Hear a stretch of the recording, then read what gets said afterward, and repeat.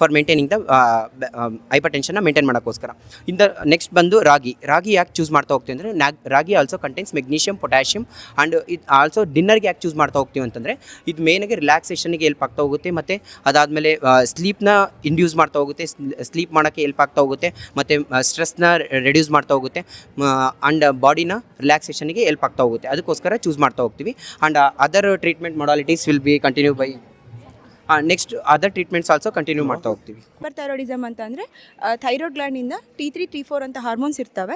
ಅವು ಜಾಸ್ತಿ ಸೆಕ್ರೀಟ್ ಆದಾಗ ಬಾಡಿಯಲ್ಲಿ ಹೈಪರ್ ಥೈರಾಯ್ಡಿಸಮ್ನ ನಾವು ನೋಡ್ತೇವೆ.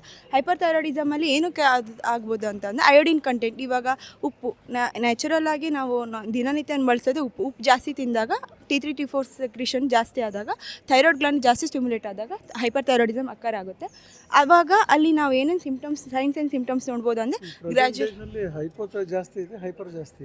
ಸರ್ ಪ್ರೆಸೆಂಟ್ ಏಜಲ್ಲಿ ಹೈಪೋ ಫೀಮೇಲ್ಸಲ್ಲಿ ಜಾಸ್ತಿ ಇದೆ, ಬಟ್ ನಮಗೆ ಹೈಪರ್ ಥೈರಾಯ್ಡ್ ಹೈಪೋ ಅಲ್ಲಿ ಏನದು ಇವಾಗ ಹೈಪರಲ್ಲಿ ನಾವು ಕ್ಯಾಬೇಜ್